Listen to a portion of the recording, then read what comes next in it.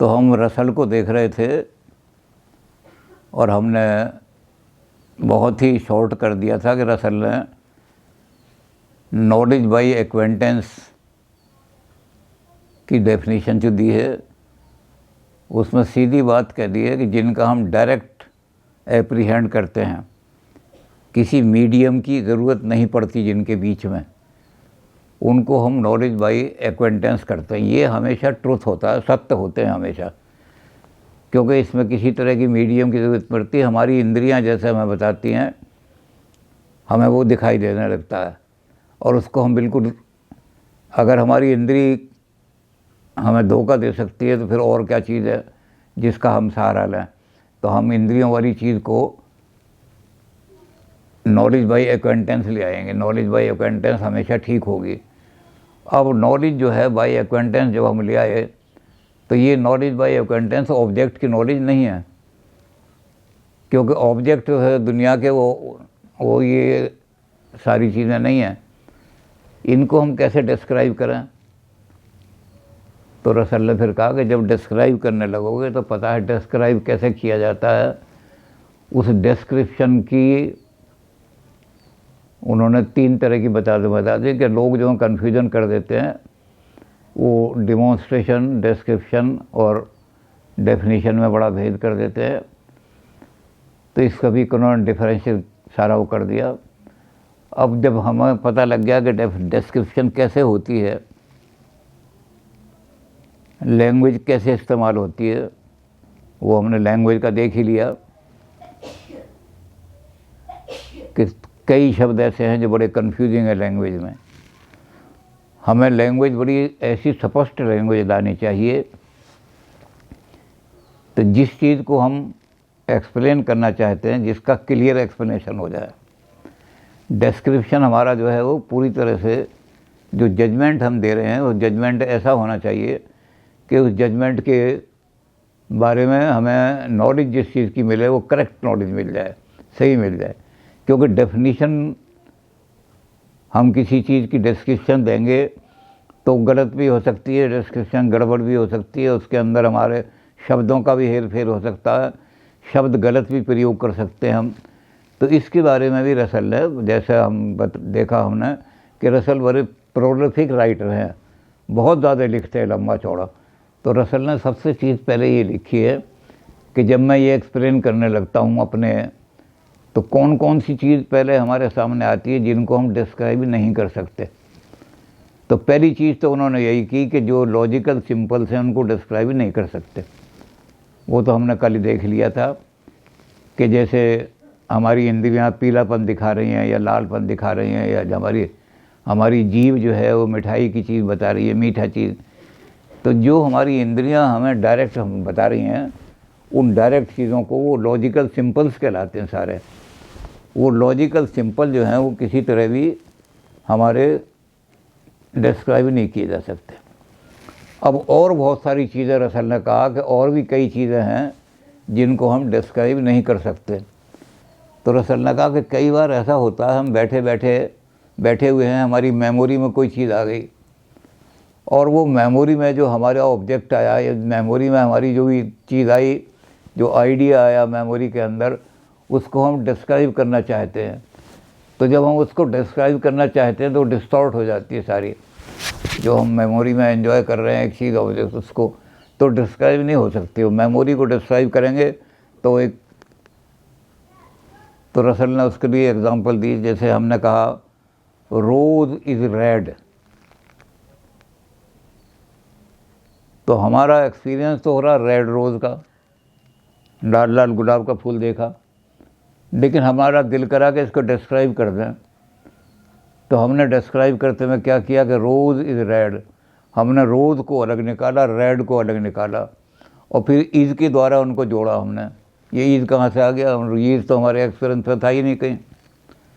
हमने जो एक्सपीरियंस किए थे उसमें ईज़ नहीं था, उसमें रोज़ और रेड, और रोज़ क्या है ये हमें पता नहीं।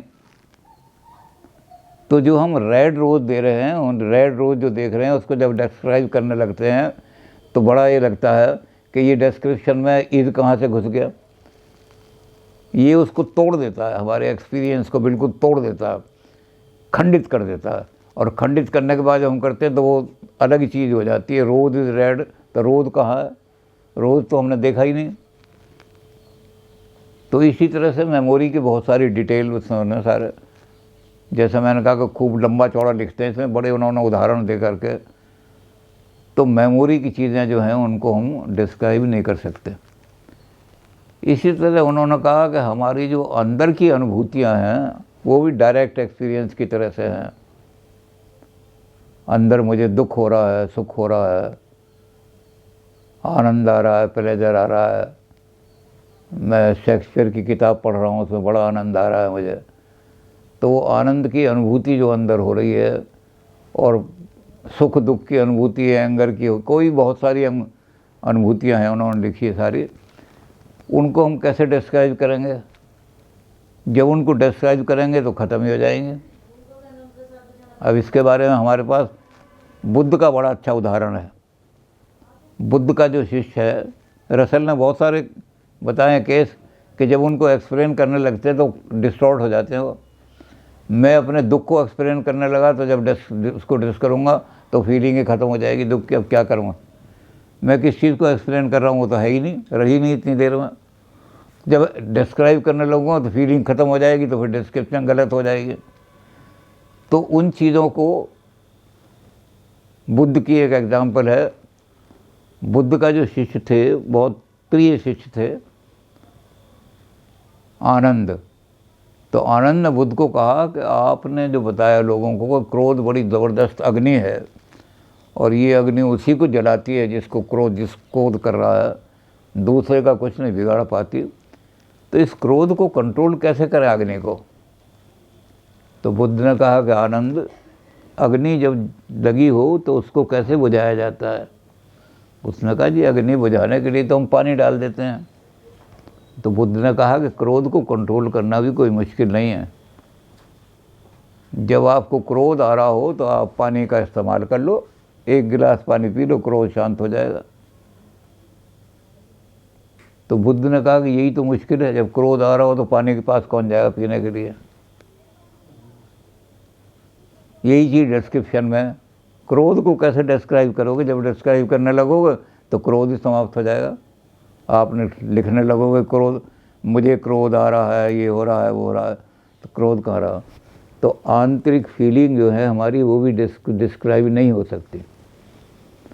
अब आंतरिक फीलिंग की जब बात की रसल ने, बहुत सारी उन्होंने, जैसा मैंने कहा कि रसल की हैबिट है खूब लंबा चौड़ा लिखते हैं, तो अब जब अंदर की बात की रसल ने, तो लोगों ने कहा कि अंदर तो आत्म अनुभूतियाँ जो हैं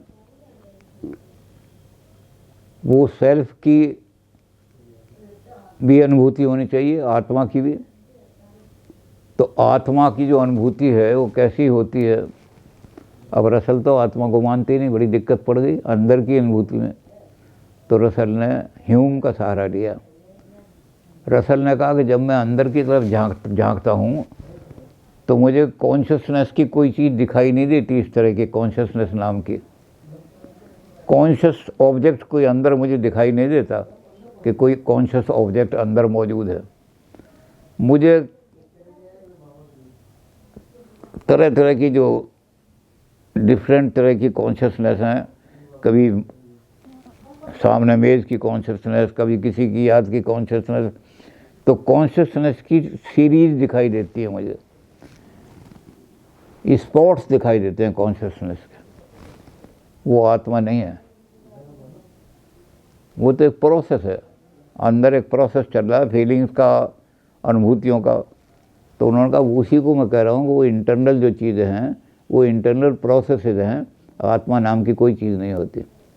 तो इसका भी एक डेफिनेशन दी नहीं जा सकती आत्मा को। अगर आत्मा है भी, अव्वल तो ह्यूम का ही उन्होंने सहारा लिया है, अगर है भी तो आत्मा को डिस्क्राइब नहीं कर सकते, कैसे करोगे?